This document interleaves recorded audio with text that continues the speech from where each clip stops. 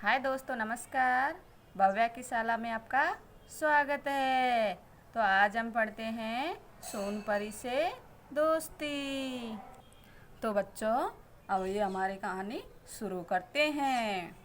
अच्छा मेरी रानी बेटी, चलो अब सो जाओ, दादी ने कहा और श्वेता को अपनी गोद में चिपकाकर उसके सिर पर हौले हौले थपकियाँ देने लगी। यानी कि दादी ने श्वेता से कहा कि अच्छा मेरी रानी बेटी, चलो अब तुम सो जाओ, और उसके सिर पर हौले हौले से थपकियाँ देने लगी। कुछ देर बाद दादी की थपकियाँ बंद हो गई, यानी दादी नींद में चली गई, लेकिन श्वेता की आंखों में नींद नहीं थी। वह ये सोचकर हैरान थी कि आखिर दादी के पास कहानियों का कितना बड़ा खजाना है जो कभी ख़त्म ही नहीं होता। रोज रोज नई कहानी दादी कहाँ से लाती है इतनी ढेर सारी कहानियाँ। यानी कि दादी तो सो गई और श्वेता तो अभी जग रही थी, उसकी आंखों में नींद नहीं थी। वो तो ये सोच रही थी कि दादी के पास इतनी सारी कहानियाँ कहाँ से आती है, वो इतनी नई नई कहानियाँ, हर रोज़ नई कहानी सुनाती है, तो ये कहानियाँ कहाँ से आती है। श्वेता अपनी दादी के पास सोती है। दादी रोज सोने से पहले उसको एक नई कहानी सुनाती है। दादी ने आज सोनपरी की कहानी सुनाई। बिल्कुल सोने की तरह चमकते शरीर, सुनहरे पंख और लंबे सुनहरे बालों वाली सोनपरी, उसके हाथों में हर समय सोने की एक जादुई छड़ी रहती है। यानी कि श्वेता को दादी ने आज सोनपरी की कहानी सुनाई है, क्योंकि उसके चमकता शरीर, सोने के जैसा सुनहरे पंख, लंबे सुनहरे बाल और उसके हाथों में हर समय सोने की एक जादुई छड़ी। कितना मज़ा आता अगर सोनपरी से मेरी दोस्ती हो जाती, अगर सोनपरी मेरी सहेली बन जाती, तब तो सोनम फोनम की मैं परवाह ही नहीं करती। सोनपरी की जादुई छड़ी घुमाती और मेरे सभी विषयों में 100 में से 100 नंबर आ जाते, और सोनम का मिलता बड़ा वाला लड्डू। यानी कि ये श्वेता है वो सोच रही है कि मज़ा आ जाता जब सोनपरी से मेरी दोस्ती हो जाती, और जब सोनम फोनम में उनकी दोस्त है सोनम, तो सोनम फोनम की मैं परवाह नहीं करती, क्योंकि सोनपरी की जादुई छड़ी घूमती और मेरे 100 में से 100 नंबर आ जाते, और सोनम को क्या मिलता? लड्डू। हर विषय में शून्य। दादी को गोद में चिपकी श्वेता मन ही मन सोच रही थी। कल स्कूल में बातों ही बातों में उसका अपनी पक्की सहेली सोनम से झगड़ा हो गया था। यानी कि उसकी पक्की सहेली का नाम क्या है? सोनम। तो उससे उसका झगड़ा हो गया था। आओ श्वेता, चलो तुमको अपने साथ घुमा लाऊं। अचानक श्वेता के कानों में ये मीठी सी आवाज़ सुनाई दी। श्वेता चौंक गई। उसने पलटकर देखा तो पाया कि उसके सामने सोनपरी खड़ी है। चमकती आँखों, लंबे बालों और सुनहरे पंखों वाली दुबली पतली सुंदर सी सोनपरी, हूबहू वैसा ही जैसा दादी ने कहानी में बताया था। यानी कि ऐसा श्वेता सोच ही रही थी कि उसके कानों में आवाज़ आई कि आओ श्वेता, चलो तुमको मैं अपने साथ घुमा लाऊं। तो श्वेता तो बहुत चक्की सी हो गई, चौंक गई कि ये आवाज़ कहाँ से आई है।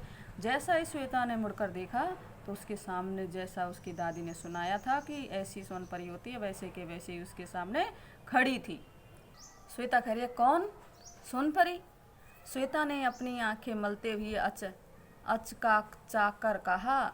उसे अपनी आंखों पर विश्वास ही नहीं हो रहा था।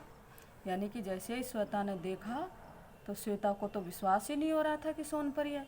हाँ श्वेता रानी, मैं सोनपरी ही हूँ। अभी तुम मन ही मन मुझे याद कर रही थी, मुझसे दोस्ती करने की सोच रही थी ना, इसलिए मैं आ गई। मैं सैर करने निकली थी, सोचा तुमको भी साथ ले लूँ। सोनपरी ने मुस्कुराते हुए कहा। ये सोनपरी है और ये श्वेता है। तो ये सोनपरी श्वेता से कह रही है कि सोनपरी, तुम मुझे मन ही मन याद कर रही थी ना, तो मैं तुम्हारे पास आ गई। और तुम सोच रही थी कि मैं तुम दोस्ती करने की, तो मैं सैर करने के लिए निकली हूँ, सोचा कि तुमको भी साथ ले लूँ। श्वेता की खुशी का ठिकाना नहीं था। उसने सोचा भी नहीं था कि सचमुच में सोनपरी उससे मिलने इतनी जल्दी आ जाएगी, कहीं दादी जाग न जाए।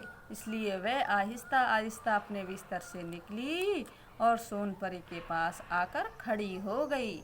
सोनपरी के होठ हिले, वह कुछ बुदबुदाई और जादू की छड़ी को उसने श्वेता के दोनों कंधों पर छुआ दिया।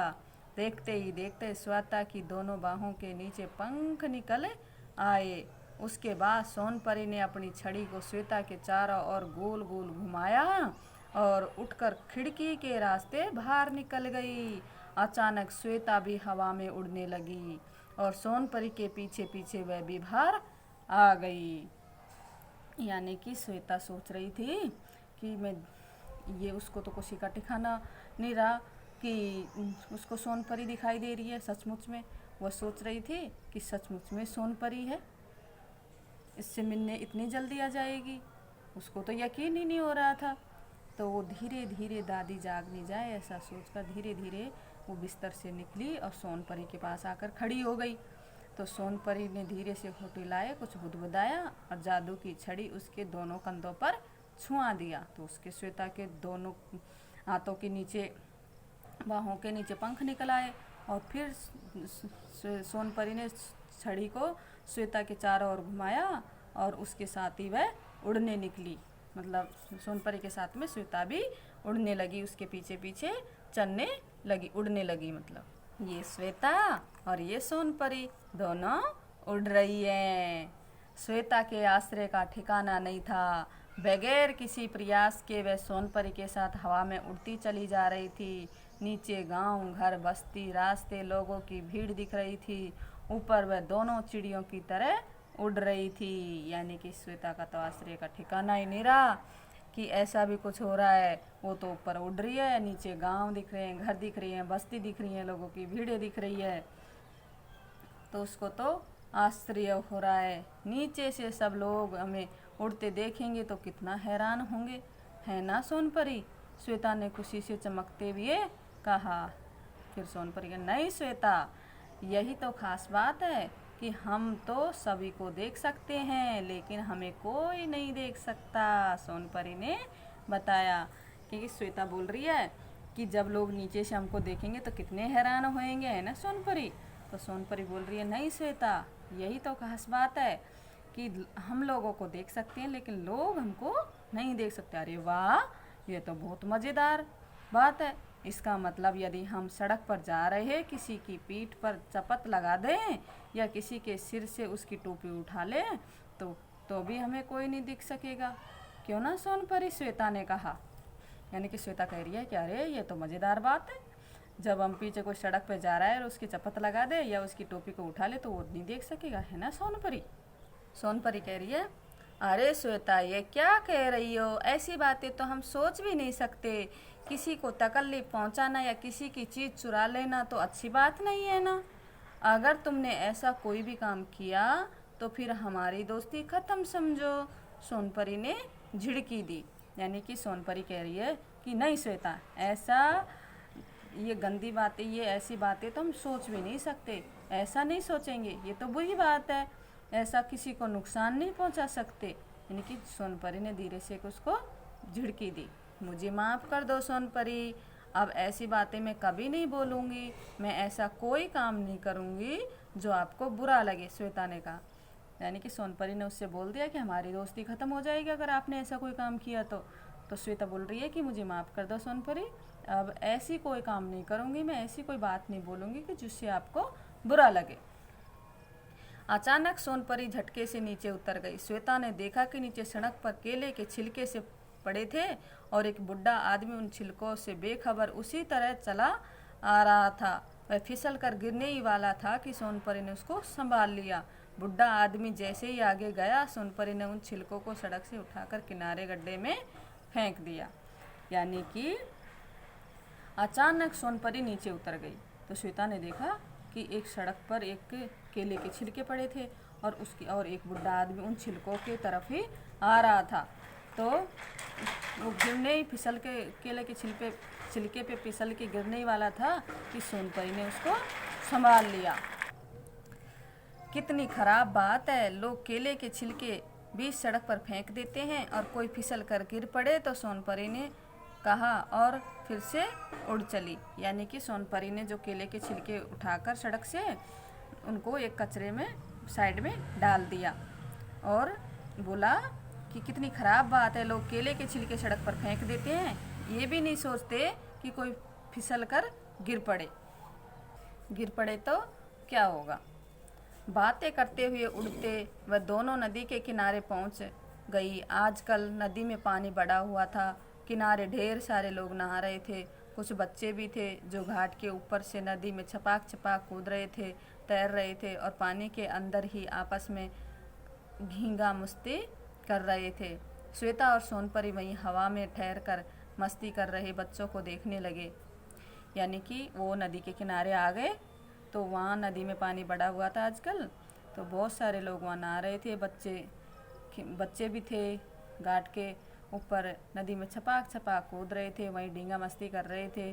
तो सोनपरी और श्वेता ने हवा में ठहर कर उनको देख रही थी। ये तो सोनपरी, ये श्वेता और ये यहाँ पे बच्चे नहा रहे हैं। अचानक उन्हें किसी बच्चे की आवाज़ सुनाई दी। बचाओ बचाओ, एक छोटा सा बच्चा नदी की धार में बह रहा था। किनारे घाट पर नहा रहे लोग भी मदद करने के लिए चिल्ला रहे थे, लेकिन किसी की भी हिम्मत नहीं कि नदी की तेज धार में उतरने को नहीं हो रही थी। सोनपरी बगैर देर किए नदी में उतरी और डूब रहे बच्चे को खींचकर किनारे ले आई। यानी कि ये बच्चा है वो डूब गया। तो यहाँ देख रहे सारे लोग ये सोच रहे हैं कि भाई बचाओ बचाओ, कैसे बचाएं, और कोई नदी में नहीं कूद रहा था। तो सोनपरी आई और इसको बचा के किनारे पर किया। यह काम आपने बहुत अच्छा किया सोनपरी, अगर आप समय से न पहुँचती तो वह बच्चा नदी की तेज धार में बह जाता, श्वेता ने कहा। यह तो हमारा कर्तव्य है श्वेता, हमसे जितना भी हो सके हम दूसरों की सहायता करनी ही चाहिए, सोनपरी ने जवाब दिया। यह तो मेरा कर्तव्य है श्वेता, हमसे जितना भी हो सके हम दूसरों की सहायता करना ही चाहिए, सोनपरी ने जवाब दिया। यानी कि श्वेता बोल रही है कि सोनपरी आपने अच्छा किया जो आपने समय रहते उसको बचा लिया। तो सोनपरी कह रही है कि ये तो हमारा कर्तव्य है, जितना हो सके हम दूसरों की सहायता करते हैं। दोनों आगे एक बस्ती में पहुंची, शायद मछुआरों की बस्ती थी। एक घर के सामने चारपाई पर बैठी एक बुढ़िया मछली पकड़ने वाले जाल की मरम्मत कर रही थी। वह बहुत देर से अपनी आंखें फैला फैला कर सुई के छेद में धागा डालने का प्रयास कर रही थी, लेकिन धागा छेद में नहीं पड़ रहा था। बुढ़िया को परेशान देख सोनपरी ने बुढ़िया के दोनों हाथों को पकड़ा और सुई के छेद में धागा डलवा दिया। बुढ़िया को ऐसा लगा कि सुई में धागा उसने खुद डाला है। उसका चेहरा मारे खुशी के चमक उठा, वह अपने काम में लग गई। सोनपरी फिर से उड़ गई। यानी कि एक मछुआरों की बस्ती के आसपास वो पहुंची तो वो देख रही थी कि एक बुढ़िया है, वो एक सुई में धागा डाल रही है लेकिन उससे पुआ नहीं जा रहा। तो सोनपरी ने उतरकर उसके दोनों हाथों को पकड़कर सुई में धागा डलवा दिया। तो बुढ़िया है, उसको ऐसा ही लग रहा था कि भाई ये मैंने खुद ने किया है, तो उसकी आंखें मारे खुशी के चमक उठी और सोनपरी वहाँ से उड़ गई। चलो श्वेता, तुमको तुम्हारे घर छोड़ दूँ, अब मुझको भी अपने परीलोक लौटना है। काफ़ी देर इधर उधर घूम लेने के बाद सोनपरी ने कहा, यानी कि श्वेता से कह रही है कि चलो श्वेता, अब मैं तुमको तुम्हारे घर पे छोड़ देती हूँ, मुझे भी परीलोक जाना है। काफ़ी देर इधर उधर घूम लेने के बाद सोनपरी ने कहा, ठीक है सोनपरी, जाओ, लेकिन कल फिर ज़रूर आना, तुम रोज़ आ जाया करो, क्योंकि मेरी कोई भी सहेली नहीं है, श्वेता ने कहा। क्यों, सोनम तो तुम्हारी पक्की सहेली थी। हाँ, लेकिन अब मेरा उससे झगड़ा हो गया है। मुझको पता है तुम्हारा और सोनम का झगड़ा हो गया है, लेकिन गलती तो तुम्हारी ही थी ना। अगर उसने अपनी गणित के गृह कार्य की काफ़ी तुमको नकल उतारने के लिए नहीं दी तो इसमें बुरा मानने की क्या बात थी। अपना गृह कार्य तुम्हें खुद करना चाहिए था, सोनपरी बोली। तो अब सब पता है, श्वेता ने चौंक कर पूछा। हाँ, मुझको सब पता है। कल तुमने अपनी गणित का गृह कार्य नहीं किया था। दोपहर के खाने की छुट्टी में तुमने सोनम से उसकी काफ़ी मांगी ताकि तुम उसकी नकल उतार सको। उसने तुमको काफ़ी देने से मना कर दिया तो तुमने उससे झगड़ा कर लिया। बोली यही बात थी ना।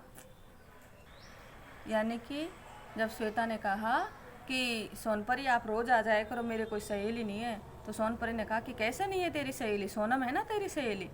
तो वो श्वेता बोले कि उससे तो मेरा झगड़ा हो गया। तो सोनपरी ने कहा कि उसमें भी तेरी गलती है, जब तू उससे गणित की गृह कार्य की कॉपी नकल करने के लिए मांग रही थी तो उसने मना कर दिया था, तूने उससे झगड़ा कर लिया। इसमें गलती तेरी है ना, कि मेरे को सारी बातें पता है। हाँ यही बात हुई थी, तो ऐसा करो तुम फिर से उससे दोस्ती कर लो। वो कैसे? यानी सोनपरी बोल रही है कि तुम उससे फिर से दोस्ती कर लो। वो कैसे? कल सोनम का जन्मदिन है, तुम ऐसा करना कि सवेरे स्कूल जाते समय अपने घर के गमले से एक सुंदर सा फूल तोड़कर लेते जाना और उसे सोनम को देकर हैप्पी बर्थडे बोल देना, बस बात बन जाएगी। सोनपरी ने श्वेता को समझाया। ठीक है सोनपरी, तुमने जैसा कहा है वैसा ही करूँगी, श्वेता ने कहा। तो ठीक है, कल फिर मिलते हैं, सोनपरी ने हाथ हिलाते हुए कहा और उड़कर फुर्र हो गई। यानी कि श्वेता है, उसको सोनपरी ने समझाया कि तुम उससे फिर से दोस्ती कर लो। तो श्वेता ने पूछा वो कैसे? कि कल सोनम का बर्थडे है तो तुम तुम्हारे घर के गमले में से एक सुंदर सा फूल ले जाकर उसको हैप्पी बर्थडे बोल देना, वो खुश हो जाएगी, बात बन जाएगी। तो ठीक है सोनपरी, तुमने जैसे बोला है मैं वैसा ही करूँगी। तो ये बात बोलकर सोनपरी हाथ हिलाते हुए कल फिर मिलेंगे बोली और वो फुर से उड़ गई। तभी श्वेता की नींद खुल गई। यानी कि वो तो सपने में देख रही थी, मम्मी उसे स्कूल जाने के लिए जगा रही थी। श्वेता जल्दी से तैयार हुई और एक गमला लेकर स्कूल की ओर दौड़ पड़ी। यानी कि उसने तो सपने में देखा, लेकिन वो तो सुबह उठी और स्कूल जाते वक्त एक गमला ही उठा के ले गई। यानी कि वो तो दौड़ पड़ी गमला उठा के सोनम को फूल देने के लिए। तो दोस्तों, बच्चों, हमको अपने दोस्तों से लड़ाई नहीं करनी चाहिए और गृह कार्य के ऊपर तो बिल्कुल भी नहीं। हमको खुद को पढ़ना है। तो अगर हम नकल करेंगे तो फिर हमको याद कैसे होगा, हम समझेंगे कैसे? नकल नहीं करनी चाहिए, ठीक है। अपने आप को खुद को समझकर लिखना चाहिए, गृह कार्य पूरा करना चाहिए। और अगर नहीं आए तो पूछ ले, अपने दोस्त से पूछ ले, उससे भी अगर नहीं आए तो टीचर से पूछना चाहिए। Okay bye. अगर आपको सोनपरी की कहानी अच्छी लगी तो शेयर करना और चैनल को सब्सक्राइब कर देना। आगे देखते रहिए ऐसे ही मज़ेदार कहानियों के लिए इस चैनल को। Okay bye.